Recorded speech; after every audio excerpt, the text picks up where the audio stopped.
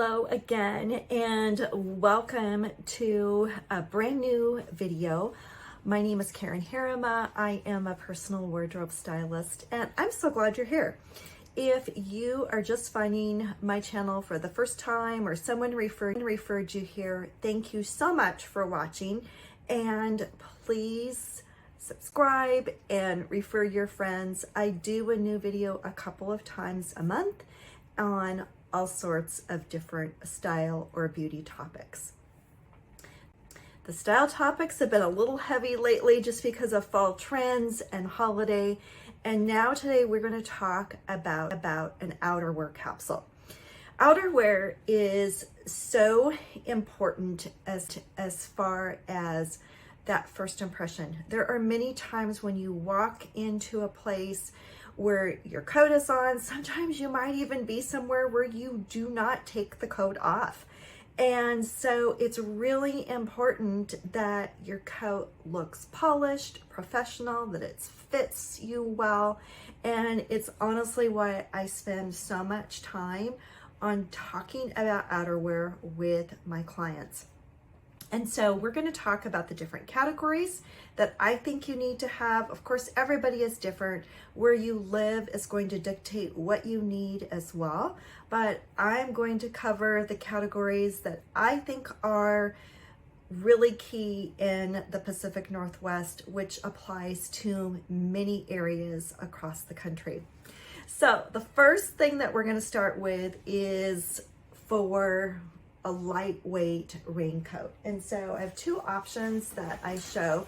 And one thing I really want to point out about coats is that when it's a good time of year for me to be doing this video, because as we move into the end of December and going into January, we're going to find so many pieces of outerwear on sale. And so that's really, really important and key, because you're going to want to, we always want to save money. Outerwear can be expensive.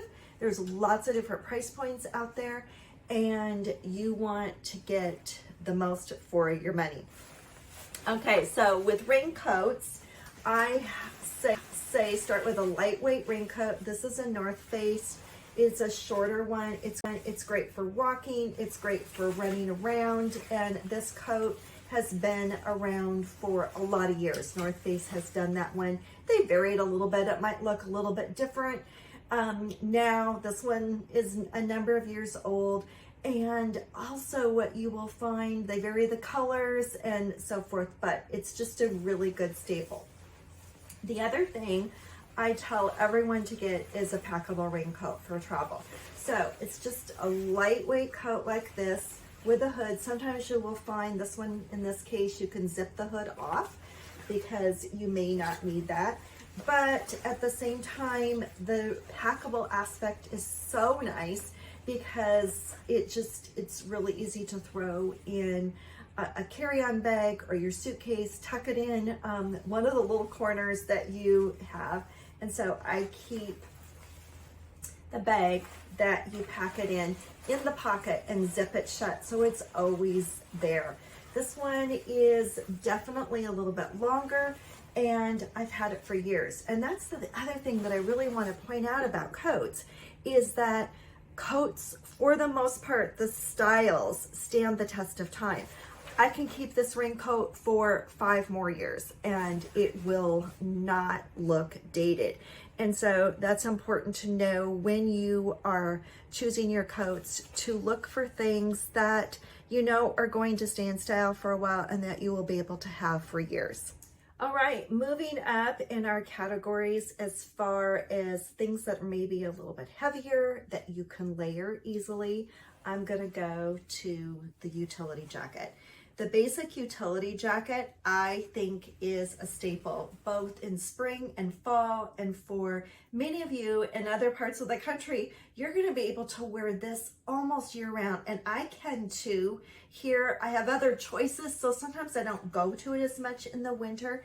But when you layer a hoodie or a wool sweater under a utility jacket, you get so much more warmth. And so this one, and as I do with all of the jackets and with my videos, I will link different options for you. They may not be exactly what I show here, but I will find similar items so that you have what we refer to as a widget. So you can just click through and see all of the different options. And especially this time of the year, you are going to want to hang on to that link because things are going to go on sale when we get into January. So anyway, so back to the utility jacket. I think that is a staple. And the thing that we're seeing so much more now in the last few years are the shirt jackets that we refer to as shackets.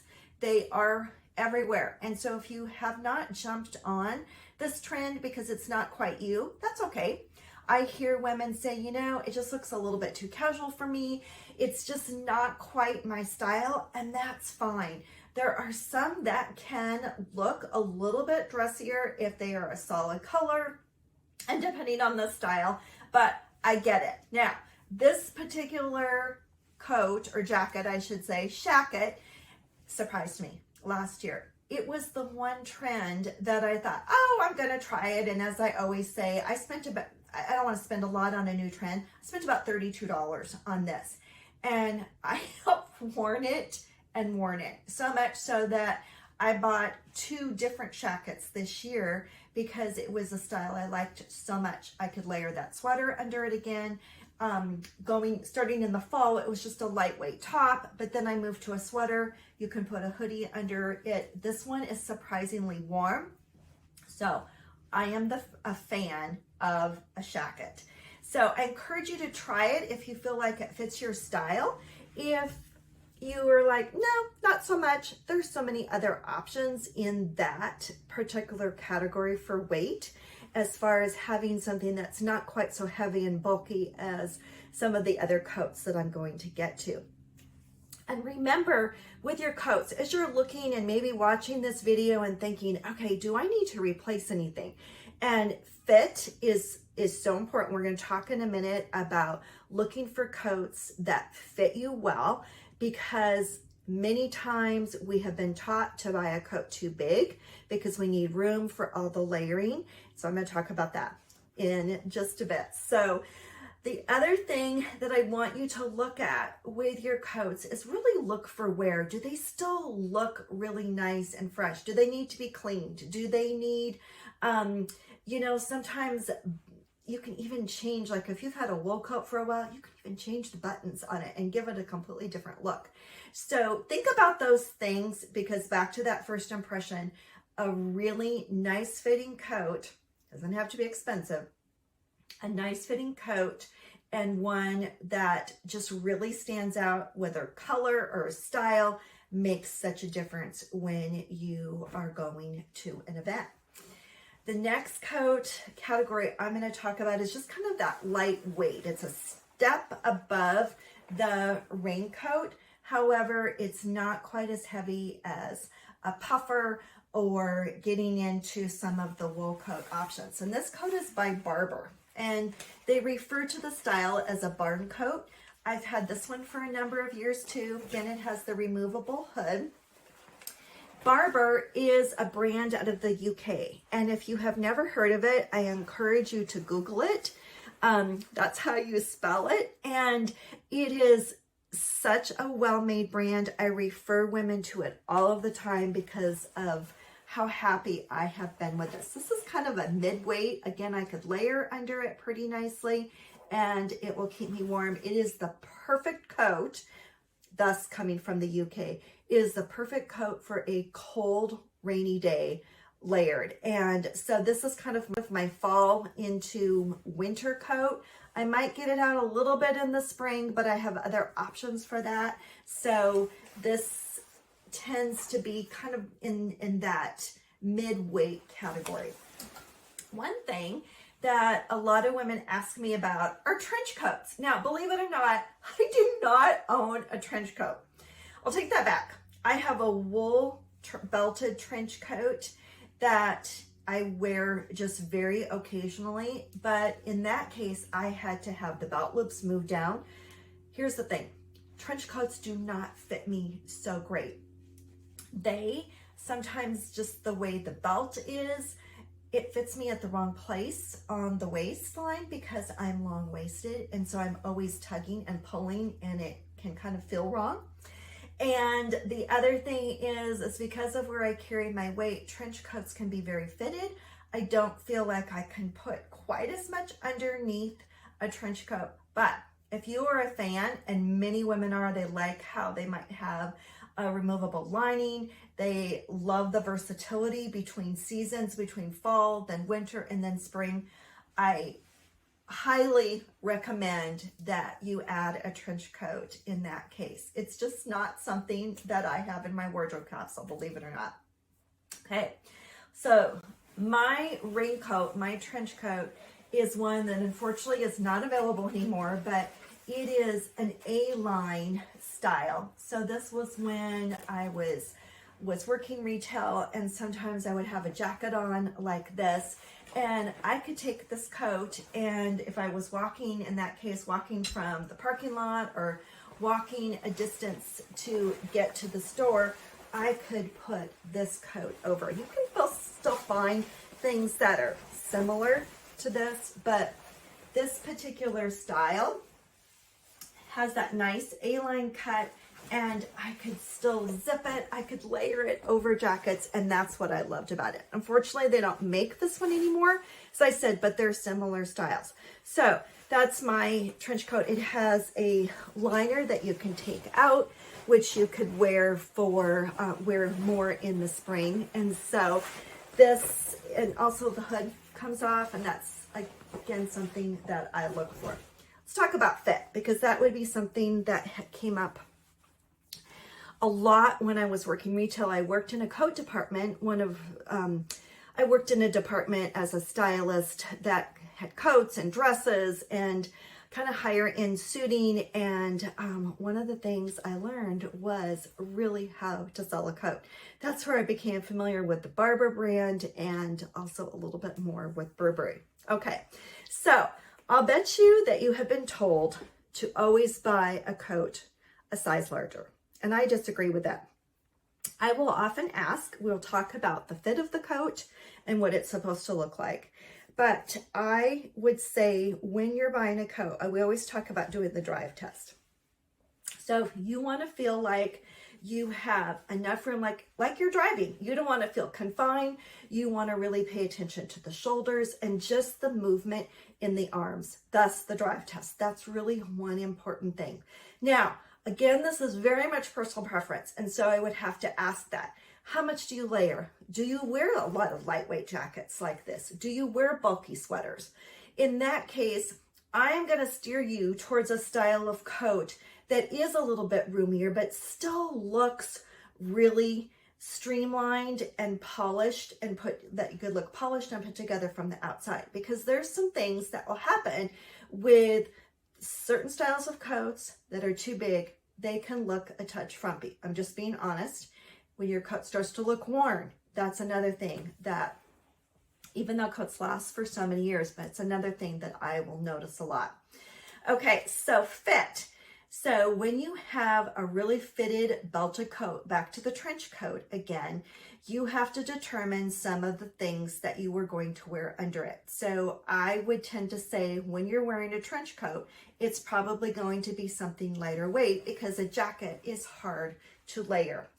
Thus, you need different coats for different layering aspects and just different events. And that's kind of why I'm doing this, to really emphasize that you build on a coat capsule. It's not like you go out and buy all your coats in one time or 1 year, and this has again been years of building on it. So just something to think about as you are looking at coats this year, if you happen to catch a sale, and then as you look to next year, maybe what could I add then? The next category, wool coats.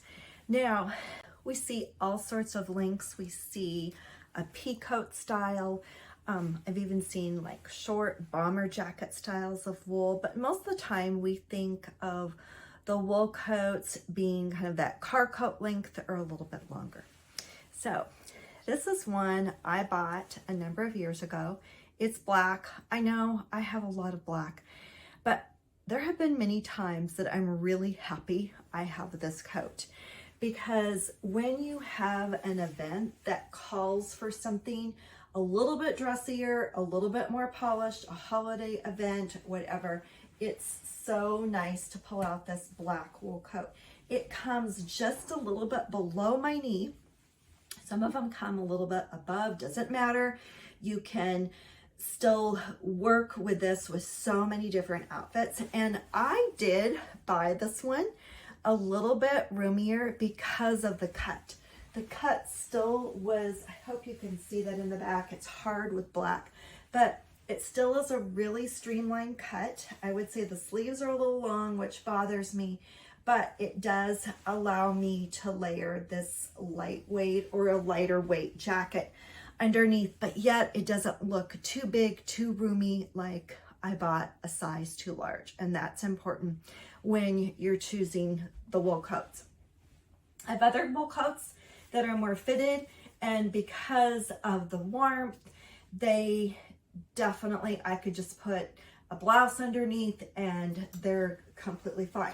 Here's another wool coat that I have that's, I would say it's an oversized style, but again, it looks really polished and it doesn't look like it's too big, but because of the way it's cut, it gives me more flexibility in what I put underneath.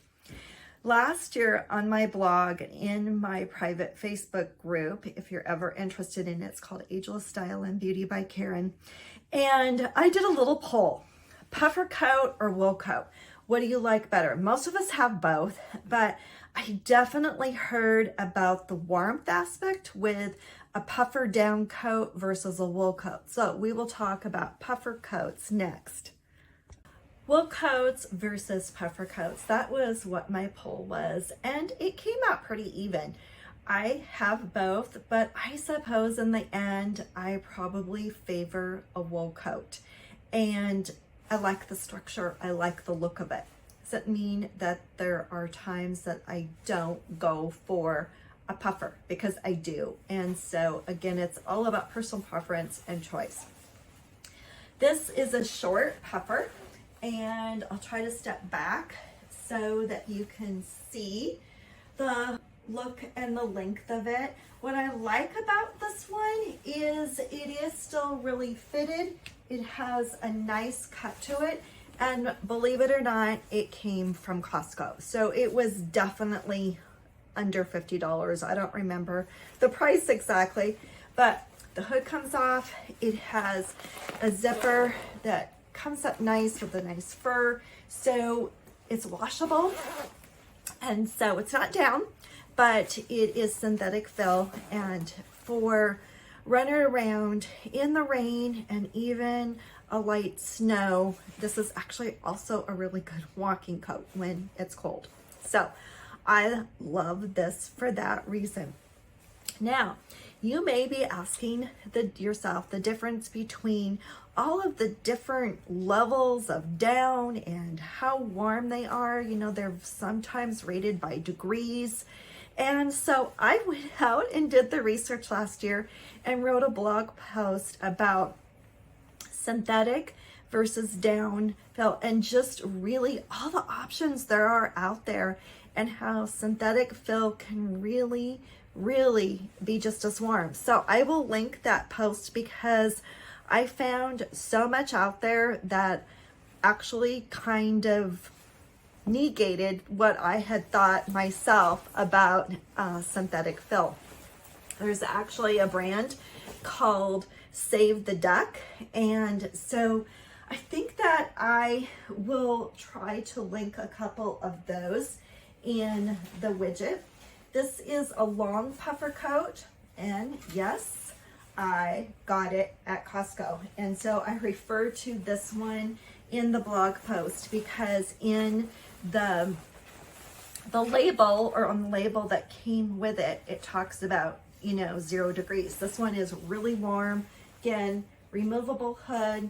I love this one, under $50 at Costco. Okay, so then there's the vests. And so I was never really a vest girl until a few years ago. I picked up this Patagonia vest. Now this isn't really warm. It was just more of what I refer to as a fashion vest. I have this one as well from a company called Quince, which if you don't know, they do a really good job on pricing cashmere sweaters. They're so affordable, and they do have some down pieces as well. So that's just a little aside. I'll try to remember to link Quince because it's really a great company that you may want to try.